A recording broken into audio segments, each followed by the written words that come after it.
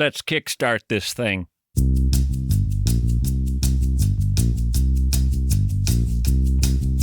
When did you first fall in love with the bass, Lenny?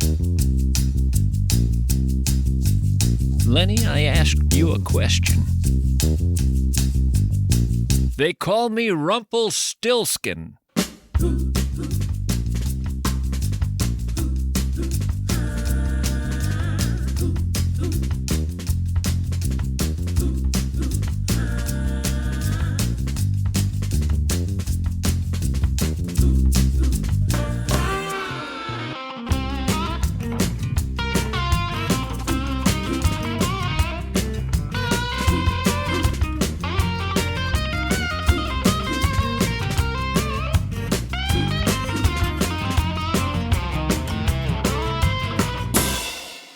I never played with Barbie dolls when I was a kid.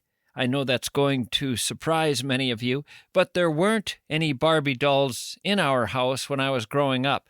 Had there been, I might have enjoyed playing with them, probably by employing fireworks, seeing, for instance, what an M80 might do if it were strapped onto Barbie's back. I did that with G.I. Joe, and it sure wasn't pretty. But my sisters did not have any Barbie dolls. I grew up oblivious to Barbie world. And apparently I missed something, because there are many, many multimillionaires out there who wish they could have made a fraction of the cash Barbie made some people. Barbie, this piece of plastic, made it rain dollar bills. Rain dollar bills for decades. Storm dollar bills. Billions of dollar bills. There were dollar bill blizzards for decades because of this piece of plastic. Barbie was a money machine, a money-making phenomenon beyond any doll, beyond almost any toy ever imagined in the history of the planet. Very little in this world has brought in anything close to what Barbie brought in the way of cash. This piece of plastic was an absolute phenomenon. And I went through my life oblivious. My children, the ones I have fathered, are boys. I never experienced having a daughter, and so Barbies have never been in my house. When the Barbie movie came out, I did not watch it. Why? Because I had zero interest in Barbie. Zero. It was not part of my world. But when Tarpley Hitt wrote a book called Barbieland, The Unauthorized History, I finally got a little curious. I read a review of her book in the New York Times just recently, and that really piqued my interest. So I got the book and I read it, and my eyes opened up to a wild, untamed, surreal, bizarre world. Barbieland is what I'm going to talk about today. Barbieland! Mischke's going to talk about Barbieland! But in talking about it, I want you to think about what is really being talked about here. All the crazy, unfathomable things that make this world seem so wondrously strange. This book is about so many things. Most of it makes a man shake his head. Life is a zany mystery, people. All one can do is marvel. Anyway, I want to bring you the world of Barbieland through this book and through an interview with its author. Tarpley Hitt is a New York-based journalist. She's editor at Drift magazine. She's known for her cultural reporting on money, on media, on society, for various publications, including The New Yorker, The Daily Beast, Gawker, The New York Times. She worked for The Daily Beast and Gawker, covering culture and finance, and she has been published in The Guardian, Book Forum, Paris Review. I, however, am here to talk to her about her first book, Barbieland, The Unauthorized History. Tarpley Hitt, glad to have you here. Thanks so much for having me. I want to start by asking you what you think this book is about, because I think Barbie is almost a peripheral figure in this book. To me, this book was about, to varying degrees, America, human nature, ruthless drive, unbridled capitalism. It was about gender. It was about sexuality. It was about persuasion. It was about marketing. It was about how weird people are, how absolutely bizarre in 100 different ways. And yeah, there's a doll in there somewhere. I'm glad you felt that way. That's definitely what I was going for. I mean, it's hard to write the biography of an inanimate object, so it was going to inevitably go in other directions. But there's just so many truly hilarious and vaguely sinister stories where Barbie's at the center of them. So it's sort of about that. But yeah, there's a lot of sort of zany personalities who show up. One thing your book is not about, really, it's not about children. There are children in it on the periphery, and without kids, this wild story never gets told. But this is a very adult book about adult things. And you have to endlessly remind yourself as you read it that we're talking about toys here, that this book is about a toy, a silly toy. So much of the time that seems impossible to believe. It matches the kind of things you would read about if you were reading about Defense Department stuff.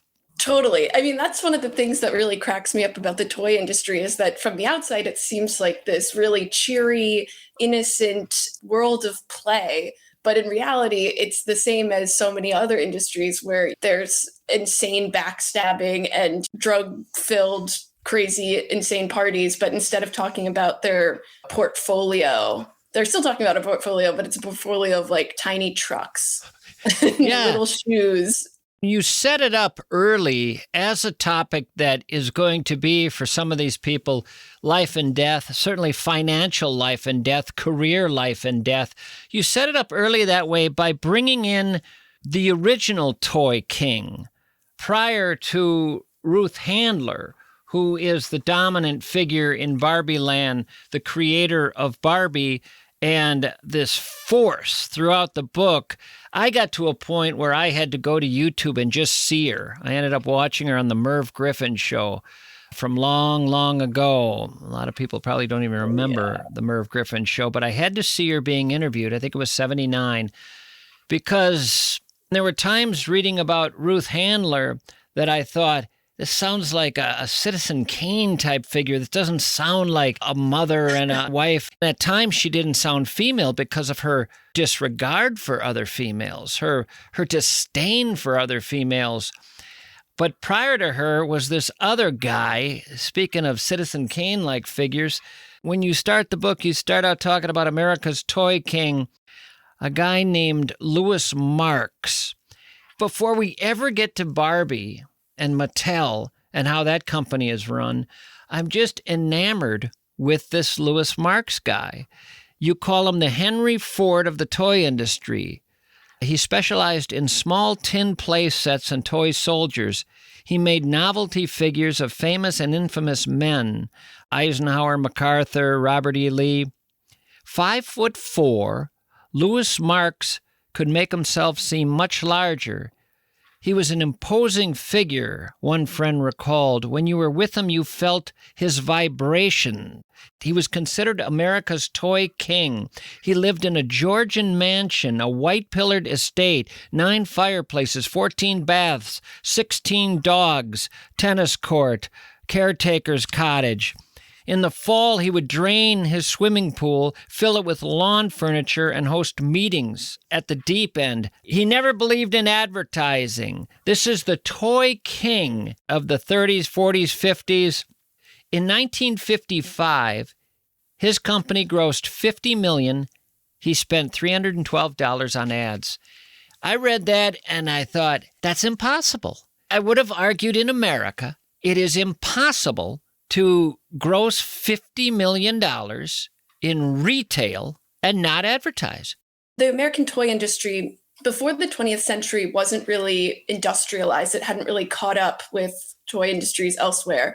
There were, mom and pop and regional businesses, but there weren't toy empires the way there were in Germany and France. And so a lot of toys in America were imported.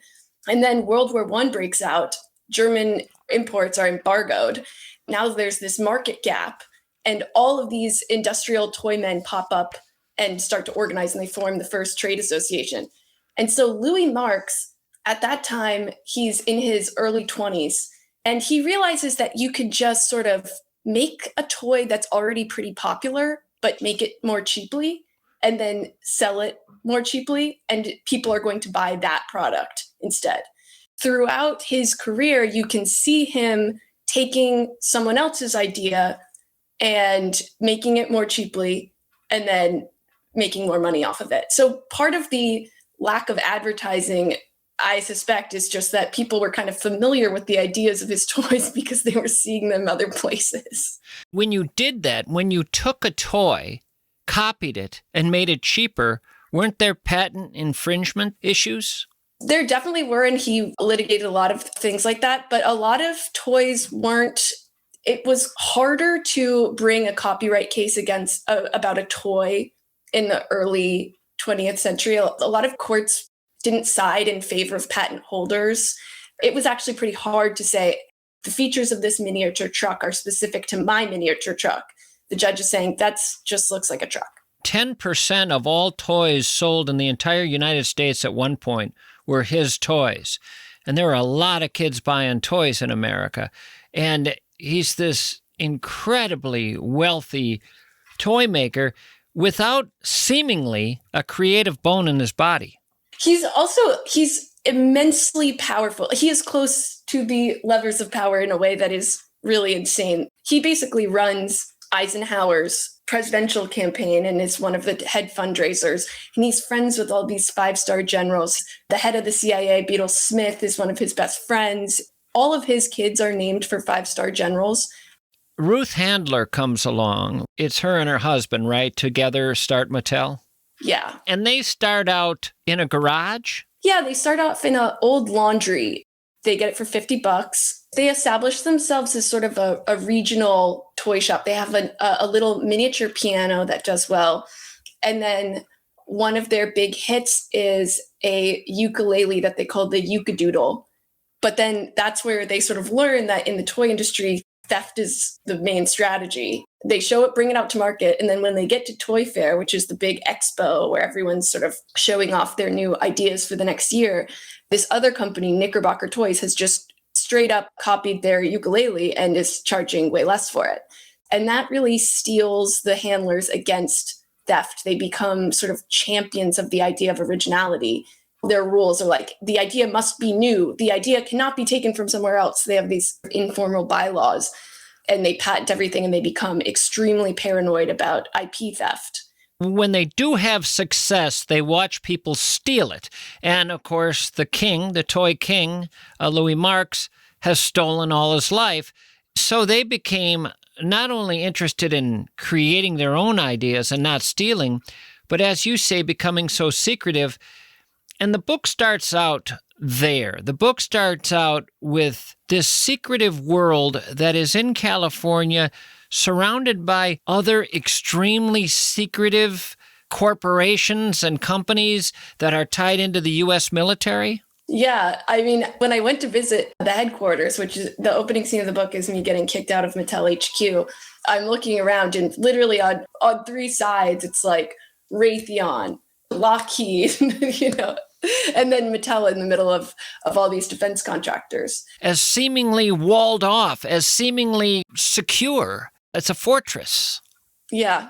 There's nothing pretty about it. It has kind of this concrete, militaristic sort of appearance. Is that a fact? Yeah, I mean, it's a very bleak landscape over there. If you've ever been to El Segundo, it's very bleak. And there are times when you're talking about Mattel, I think you're talking about a CIA operation or MI6. This is where you have to remind yourself time and time again, reading Barbieland, that we're talking about a toy here. The stakes endlessly seem high. The secretive ways of operating, the espionage, the leaks, the attempts to stop leaks, the security, the lawyers involved. It's high-stakes stuff with this silly little doll because billions of dollars are at stake. Barbie comes along when? 1960? 1959. 59? Is Marx king in 59? He's on the cover of Time magazine, declared the toy king in 1955. And so he's still doing really well when Barbie comes along. But Barbie's success, he is aware of and not thrilled by. And he knows that Barbie is based on this German toy. He has a lot of contacts in Germany. For people who don't know, Germany is the toy manufacturing capital. For hundreds of years. They industrialized way before the US, which is why we were buying all their toys. So the German doll that Barbie is based on, Build Lily, is basically like the Mickey Mouse of post-war Europe. She's a doll, but she's also a mascot and on all this merchandise. And she's sort of the face of this right-wing tabloid called Bild Zeitung, which is sort of the German equivalent of like the Daily Mail or the New York Post. It's pretty conservative. It's pretty sensational. And they have this sort of bodacious blonde cartoon character who, you know, there's a new comic every day, but she's also on all the news kiosks saying like, buy the paper, you know, and she gets a movie. She gets a movie. They hold a national contest to find the woman who looks most like this cartoon character. So she's a really big deal when Barbie comes out. And so Marx is familiar with this. And so he teams up with the German makers of Build Lily, and says, give me a license for this doll, bring it to the US, and we'll take down Barbie. And so he starts making reproductions of the original doll in the US under different names. And so you have this sort of like market war between all these dolls that look pretty much exactly alike. Here's what I don't understand. This invention in Germany, this Lily, is or is not an actual figure you can hold in your hand? Oh, she's a very physical doll. So she starts as a cartoon character, and then she becomes so popular, she starts getting fan mail. They start thinking like, wouldn't it be nice if we had something physical that we could give people, a personal advertisement for the paper that would also be a fun tchotchke. So they make these dolls, and they're pretty expensive. Most of the people who are buying these dolls are adults at first. They're sort of like novelty gifts. She's kind of like a Betty Boop figure. So a lot of guys buy this doll, or there's a car mirror dangling version. It's almost like if in the United States someone had made a doll of Marilyn Monroe. Exactly. It's just like that. But then eventually she becomes so popular that anyone buys her, and she spreads all across Europe. They're selling her in toy stores, at the airport, at news kiosks. And so this is like a very recognizable literal doll and cartoon. And then she gets all this other merchandise. There's Lily perfume and Lily champagne. And there's a pop song written about her called the Lily Boogie. There it was, folks. The big money-making phenomenon, Build Lily. Before Barbie made a dime, Lily was making lots and lots and lots of dimes for lots of people. Ruth Handler created Mattel with the ethos, let's not steal, let's be original, and promptly stole. And just what did that theft bring? Hold on to your hats, campers. Back after this.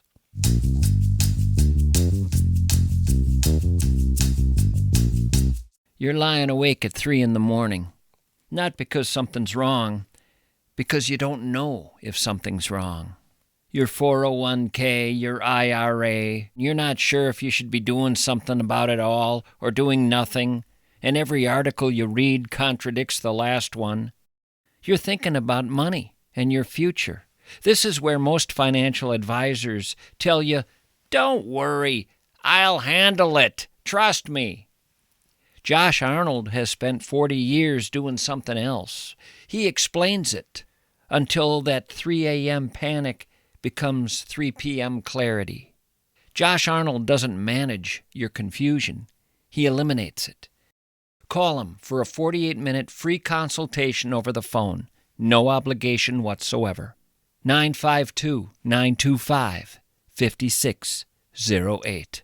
Investment services offered by Josh Arnold Investment Consultant, LLC, a security and investment advisor. Past performance is no guarantee of future results. All investments involve risk. Tommy Mischke is a paid endorser.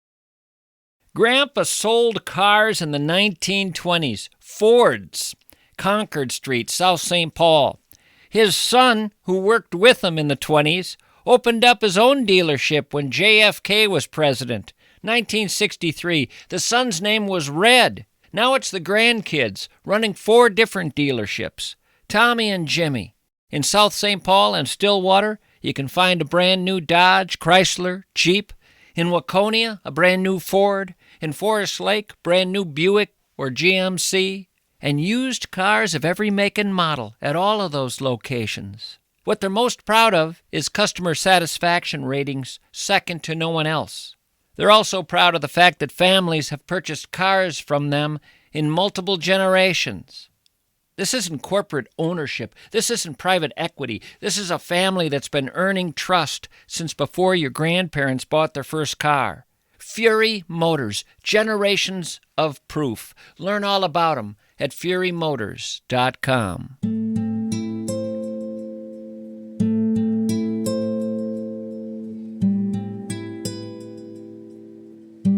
You did a lot of research, and you uncovered a lot of information that makes it pretty obvious that the story that Ruth Handler wanted to pitch, that she came up with Barbie, wasn't close to accurate, and she more or less gets caught running into, learning about this Build Lily, realizing the popularity of it, looking at it, analyzing it, thinking about it. It would have been very easy for her to say she got the idea from Build Lily. It wouldn't be that weird because you could still argue that she was going in a different direction with it. She was going solely in the direction of a kid's toy, a kid's doll. And she could have at least made the doll look a little different. Right. Like if you look at the 2 dolls side by side, these look like basically identical dolls. So if she wanted to say, oh, I was inspired by this doll and then I took it in another direction, she could, I don't know, maybe change things up a tad more.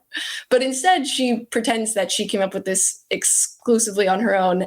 She was so much about creating this false narrative about Mattel, about the doll. Once she did have this Barbie thing going, she must have realized that there was nothing else she was going to come up with that was the bank account this doll represented.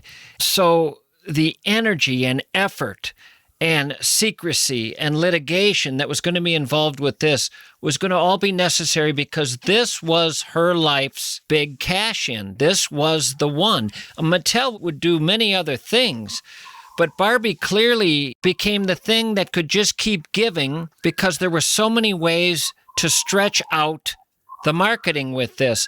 Multiple Barbies, multiple wardrobes, multiple themes. The multiple that didn't exist in other toys. A toy in 1957, generally it was a one-off. There weren't versions of it endlessly year after year. Barbie was the gift that kept giving. I assume it became obvious that this might have no end, this particular toy. Internally, they called her Our Lady of Perpetual Income. You talk about this in the book, the Gillette Rule. Why was it called that? The guy who founded Gillette Razors, amazing name, his name is King Camp Gillette. And he is a really interesting guy because he's basically this inventor who's a door-to-door salesman. He's always making something or other. But he's also a progressive reformer type who writes a lot of pretty ambitious books about how to fix wealth inequality. His big book that he's writing at the beginning of the 20th century is called The Human Drift. And he says a lot of things people would agree with today, which is like, it's vile to concentrate all the wealth in the hand of a small elite few. And we've got to figure out a way to organize society where everyone gets enough money to have food and shelter. But his solution for that is that everyone will move to a giant mega city powered by Niagara Falls. And that will be like perfectly geometrical. All the buildings will be hexagons. It's a really zany book. There's at one point at the end, he writes like a 7-page long verse from the point of view of Satan about how he invented capitalism to keep alight the fires of hell. This is the inventor of the disposable razor? Yes. So he writes this book about how we're going to destroy capitalism by all moving to Niagara Falls. And then in the middle of that, he comes up with a patent for the first disposable razor blade. A business model that is attributed to him is this idea that you sell the razor handle for relatively cheap, but then everyone has to come back and buy blades. So you mark up the blades, give them the razor, sell them the blades. And with Barbie, what you can take from that is sell them the doll and then sell them endless wardrobes. Endless new outfits, accessories, new jobs, new houses. No one has just one Barbie. No girl has one Barbie. 30 Barbies. Up until Barbie comes along, a doll in America is a Raggedy Ann or a small baby doll or a teddy bear. There certainly wasn't anything like an adult woman. Does Ruth Handler get credit for realizing kids would love this? Does she at least get credit for that?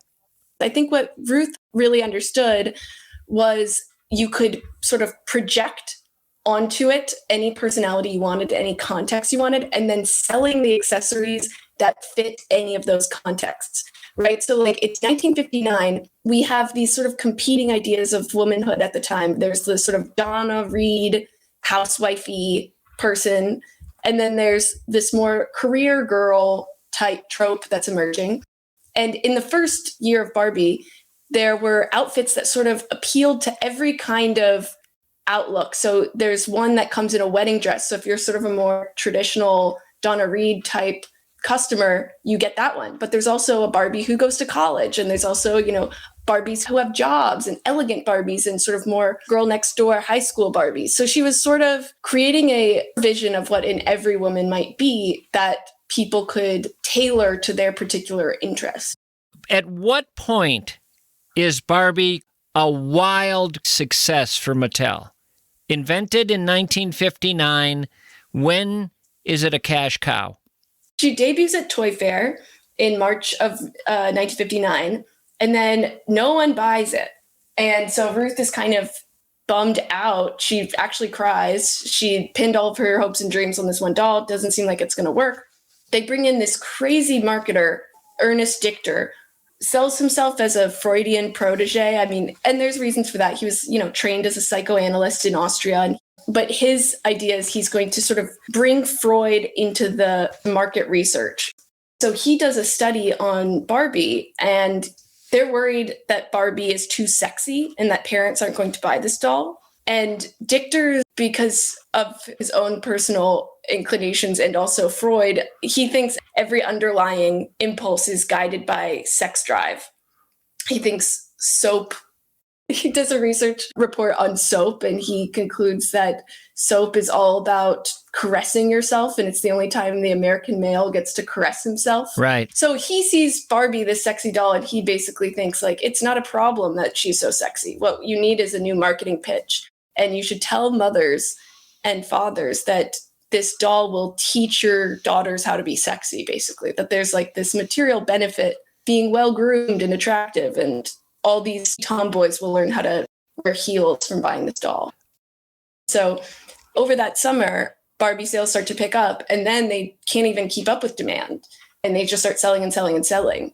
Just insane growth, constant. Once it's taking off, we started out talking about the toy business being about stealing and copying. Clearly, other people say, no big deal. We'll just come up with our own and we'll get into the market just like they are. They're not going to own this thing. And here's the most surprising part of the book to me is you go through a lot of decades. You go through a lot of stories of people trying to take on Barbie. It just never seems to work. Marx would have argued, that's the way I built my whole career. You just copy the damn thing, find a way to make it less expensive, and you take her out. Was it Ruth who gets credit for fending off these battalions coming at her from all directions by being ruthlessly shrewd? Because it doesn't seem like it should have been that hard to come up with another Barbie-type doll and at least get a third of the market. This is from your book. Marx wasn't the only toy maker who tried to replicate Barbie's success. Ideal toy companies Mitzi turned into Tammy, who spawned Misty, Pepper, and Samantha. There was Babette. There was Annette. there was Janie, there was a doll Bonnie, there was Wendy, there were Lily clones being put out. Nothing seems to catch. What is everybody getting wrong? Is it the litigation? Is it the lawyers who come out and stop it? Or are people missing what is working for Barbie? It's all of the above. So Mattel is certainly one of the most aggressive copyright litigants in the 20th century. They are bringing constant cases against various Barbie rivals. So that's part of it. Then also, whenever a competitor puts out a Barbie rival, they can just make a Barbie that's the same as that competitor. One of the examples in the book is in the 80s, Hasbro, who makes G.I. Joe, has been trying to come up with a Barbie competitor for years. And they spend years working on this doll called Gem and the Holograms. People who grew up in the 80s will remember her. She is a rocker and she has this girl band, and Mattel gets wind of this story before the doll comes out, and they marshal all of their resources to coming up with a rocker Barbie and beating Gem to market. So by the time Gem launches, rocker Barbie is already there too. So what's going on there is they've got their spies out everywhere. This is a big part of the book too, just the secrecy and the spying and the leaking and this clandestine world of beating the other guy to the next idea and learning about his or her idea. The amount of money they can afford to spend to go after somebody, given how much Barbie produces in revenue, it just breaks other people. They don't have the stomach for fighting as hard because they've just got this fledgling thing they're trying to market. They can't spend the kind of money Mattel can fighting to keep this thing around. Totally. I mean, there's a former Mattel executive who had been up at the top of the food chain at Mattel, went and became president of this company called Kenner, which was a smaller toy company at the time. And he wanted to get into the Barbie fashion doll business. And so he tried to outsmart them. He tried to think of something that Mattel can't copy. And so what he did was he licensed the Miss America pageant. And he thought, if I have the rights to the Miss America pageant, Barbie can't just get the rights to the Miss America pageant. I have the exclusive license. So he makes a bunch of Miss America dolls. But the fact that he has the license does not stop Mattel. They get all of his imported dolls seized at the border and sue him for copyright infringement. And it just breaks him. He eventually wins, but it doesn't matter because he's missed the launch date. All of the press about these dolls had sort of petered off because they never materialized, because they were literally in prison at the border. When you think of this level of defense and commercial warfare, you have to tell yourself, we are talking about the most successful toy concept in history. I think Lego eclipsed Barbie a couple years ago. But, is there any toy symbol that is as familiar and ubiquitous? I mean, she's like the McDonald's Golden Arches or like Coca-Cola. The other unique thing here is when Fortune surveyed the thousands and thousands of executives at America's top companies, 6,500 companies, Ruth Handler was one of only 11 women. So the other thing that just screams in this book is how rare it is in this warfare, in this incredible world of espionage and this world of the stakes being such that people act so cutthroat to one another. She's in the trenches with a bunch of ruthless guys, and she holds her own. I sometimes wonder if she just decides to adopt the worst of masculine traits because she gets to a point where she doesn't even seem to like women. She's not interested in women that much. She almost works against their best interests. Totally.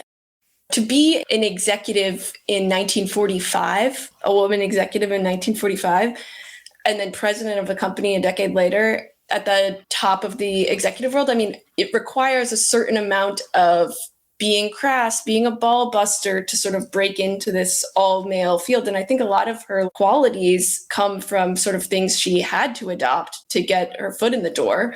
But then you're totally right. She doesn't like women. She says that openly. I thought women were boring. I always preferred to be around men. I liked being the only woman at the table. It made me feel special and unique. And so when she's at the top and she has the opportunity to sort of hold out a hand and help other people in the door. She does not take it. She advises a Nixon council to make a policy recommendation that the private sector should not adopt maternity leave. Nixon was going to say private sector companies should treat maternity leave like any other disability. And Ruth Handler single-handedly says, no, don't do that.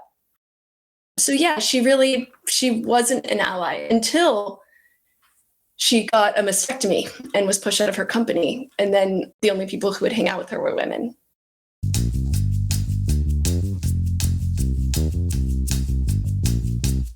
It's 11 p.m. on a January night, 16 degrees outside, and your furnace just made a sound it's never made before, and now it's making no sound whatsoever. This is the moment you find out what kind of company you're dealing with when you make that phone call. Some will put you on hold. Some will tell you they can be there in a couple of days. Some will show up and treat your emergency like an inconvenience for them. Minneapolis-St. Paul Plumbing, Heating, and Air has built their entire reputation on this exact moment. When it's January in Minnesota, pretty good doesn't cut it. We'll get to it doesn't cut it. You need people who understand that a broken furnace at 16 degrees isn't an appointment, it's an emergency. MSP has been the name Minnesotans trust when trust actually matters, and it's been that way since 1918. When it's the middle of winter and you need someone who shows up like your crisis is their crisis, Minneapolis-St. Paul Plumbing, Heating, and Air is what you want. MSP. You may really love dealing with big national banks. You may love the impersonal nature of it all. You may crave anonymity. Others like the warmth and friendliness and personal touch of a community bank like North American Banking Company. Your bank has an 800 number. When you call it, you get a menu. Press 1 for this, 2 for that, 9 to talk to a human in a call center 3 states away. Your bank has an app designed by people who've never met you, algorithms that freeze your card when you're on vacation, policies written by lawyers in New York for problems in California. North American Banking Company has 6 locations in the Twin Cities, and that's it. 6 locations. When you call, you get Linda or Dave, people who recognize your voice, who remember that you're buying a house, who can make a decision without transferring you to Dallas. Community banks aren't smaller versions of big banks. They're a completely different species. National banks are built for scale. North American Banking Company is built for you. North American Banking Company. Member FDIC, Equal Housing Lender.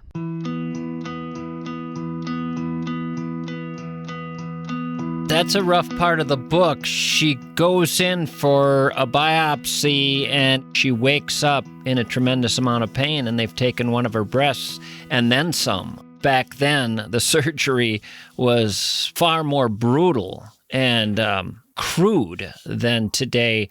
That was the moment in the book where I shifted to feeling terribly, terribly sorry for her after at times just thinking I would never want to meet this woman. That's why I finally had to go look on YouTube just to see her. I had such a strange feeling about her and about this whole world. Here's just a line from your book that I read. This was in a section of your book talking about how Ruth Handler was not a feminist and was not interested in the feminist movement. And there was no idea that Barbie was there to empower young girls. That wasn't what this was about. And there were a lot of people who got upset, a lot of women who got upset with this crazy, unreachable ideal of a grown woman that Barbie represented and how absurd it was to have this as a model. And then at one point in your book here, there's this sentence, not all of Barbie's critics were feminists. In the press, one father described his almost pathological hatred for the doll that he called that bitch. What the hell's that about? So men were turning on Barbie? She was craven, pornographic, lascivious, another parent told the Wall Street Journal. The archetype of everything that's wrong with American culture. In a sense, you write, Mattel had sold Barbie too well. They had pitched this doll as a good influence on girls.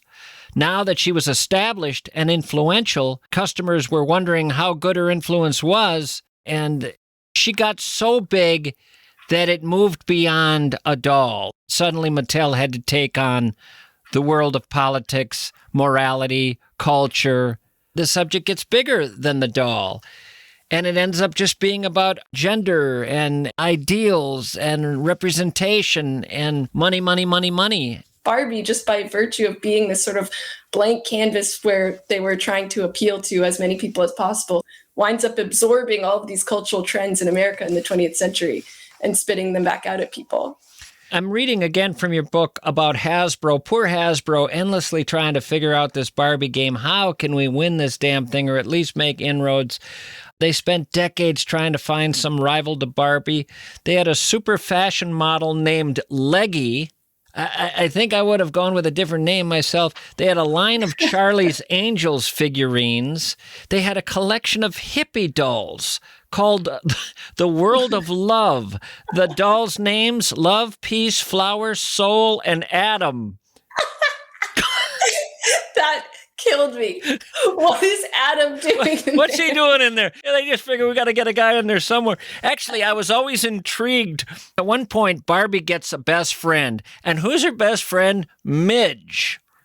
Barbie's best friend had to have a name that didn't sound like she'd be a rival of Barbie's, that there wouldn't be any kind of jealousy. And there was this thing in the name Midge that made her sound like, here's the best comparison I can give you. When Mary Tyler Moore needed a best friend, she got Rhoda. There's something about the difference between the name Mary and Rhoda that is the same as between Barbie and Midge.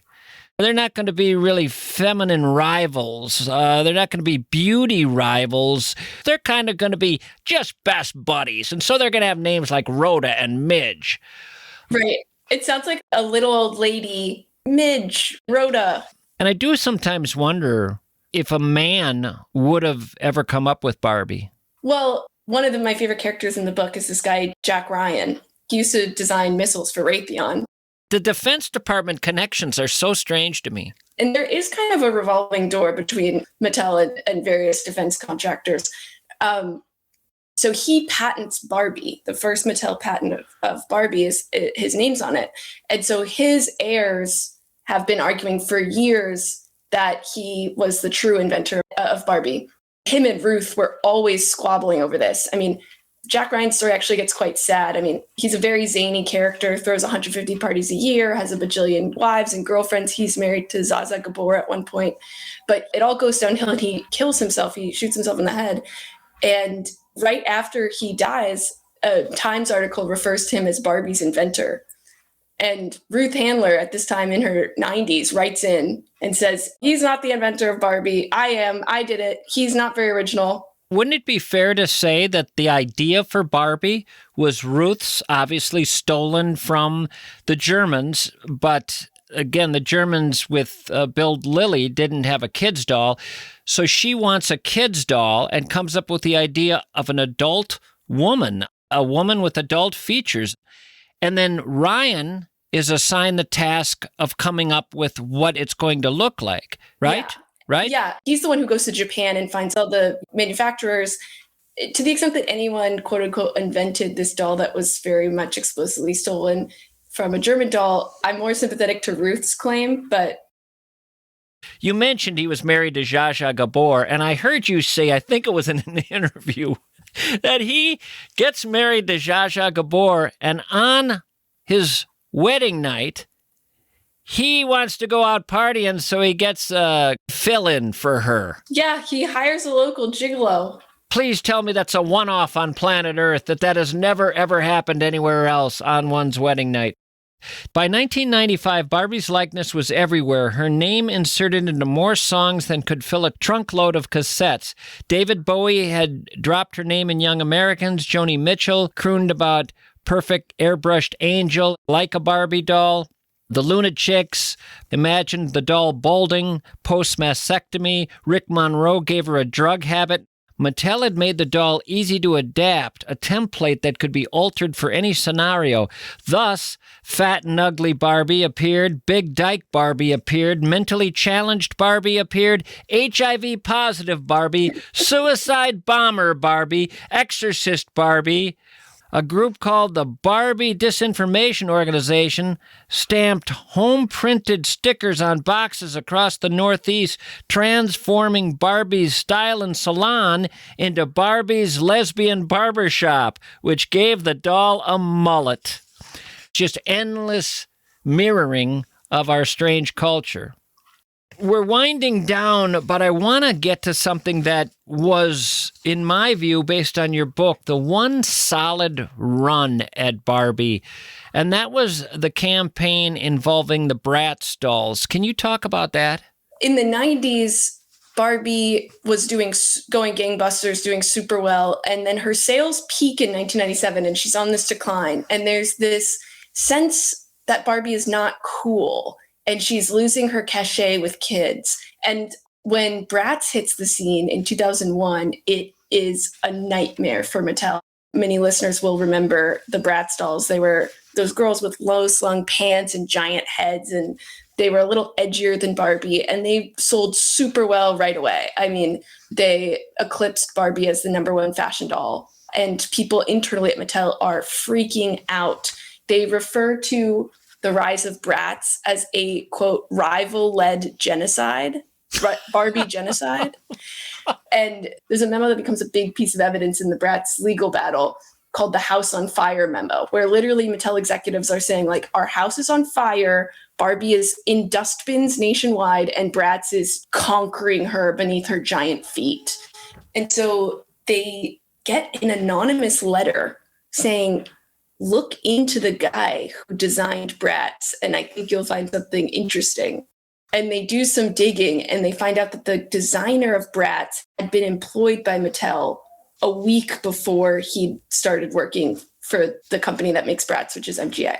And so they sue him, alleging that he breached his contract and that he was, consorting with the enemy on Mattel's dime.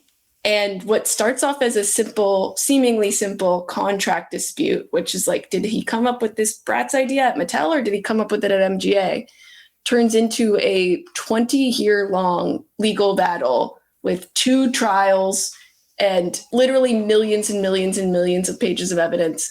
And it's in the course of that lawsuit, a lot of dirt comes out on Mattel, including that they do have this sort of CIA-like entity called the Market Intelligence Department, where they have spies who pretend to be toy buyers and come up with fake toy companies that they work for and fake business cards and fake receipts and fake tax returns and sneak into rival companies' private exhibitions to see what their ideas are. Again, the amount of money that's on the line, the amount of money that can be made if you can take Barbie out, the amount of money that can be made if you can save Barbie, and we are talking about billions. But I think at one point, didn't Mattel actually have a press conference where they said she's breaking up with Ken? Yep, they did. And it was right around that same time with the Bratz stuff. They were desperately trying to sort of gin up press attention for Barbie. We're just talking about a bunch of plastic, but the story you can tell around that plastic. And there were attempts with Barbie actually to alter her body over time, right? Actually change her body into something akin to what would be more what a normal person would look like? Yeah, well, because there's huge backlash about her body from both sides. I mean, some people think she's too sexy and some people think it's too PC to change her body or whatever. So they first start messing around with her body size in the 90s, but it's not until 2016 when, after the Bratz battle has sort of left them depleted and Barbie's stock is down like crazy and nobody's buying it, they decide to sort of rebrand the doll to appeal to millennial parents. They start to give her all these different body shapes and different hair colors and different eye colors, and you can get an amputee Barbie or a wheelchair Barbie, so that she represents more of a broad spectrum of what bodies can look like. Today, tons and tons of adults collect Barbies. Definitely. The adult market is massive. And the thing about the collector market is you can sell dolls at a way higher price point than you could sell to a 6-year-old. No parent's going to buy a $170 Barbie for their 6-year-old. Right. But a 45-year-old woman might. The number of lives this doll has. We're talking now about 65 years ago. What other toy can touch that? I sometimes wonder if there are, at business schools, entire semester college courses studying this as a retail phenomenon. There absolutely are. I mean, if you go to the toy store and you try to look for something that was available in 1959, it's like the Slinky, the rubber ball, and Barbie, and that's it. $36 billion and counting. The gift that keeps giving. Barbie.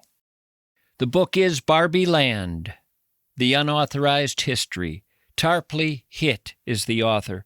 Thank you so much for your time. I've enjoyed the conversation. Awesome. Thank you. That was so fun.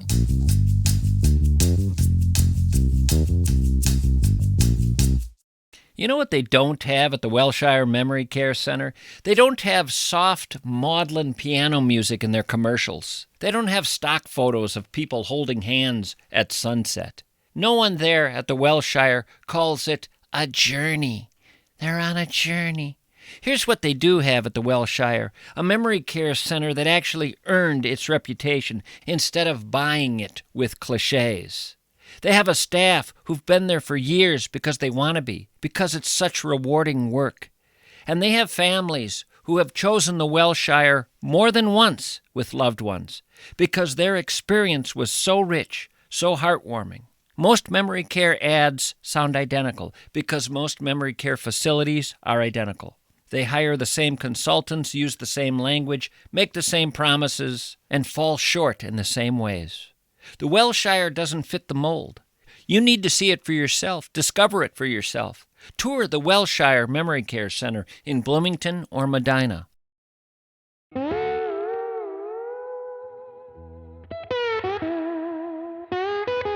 Years ago, I was talking to a woman at a bus stop who didn't seem to be terribly well. Something was a little off with her.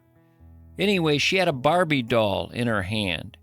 And she said to me, Barbie dolls promote unrealistic expectations of women's bodies. Women's heads are much harder to put back on in real life. I learned later that Barbie humor is a genre. There are people who spend quite a bit of time just coming up with Barbie jokes. Like the father coming home from work who wanted to buy a Barbie for his daughter because it was her birthday. Salesman says we have Workout Barbie for $19.95, Beach Barbie, $19.95, Disco Barbie, $19.95, and Divorced Barbie, $192. The guy said, why is Divorced Barbie so expensive? And the sales guy says, she got all Ken's accessories. One day, a mother saw her daughter playing with Barbie and G.I. Joe together.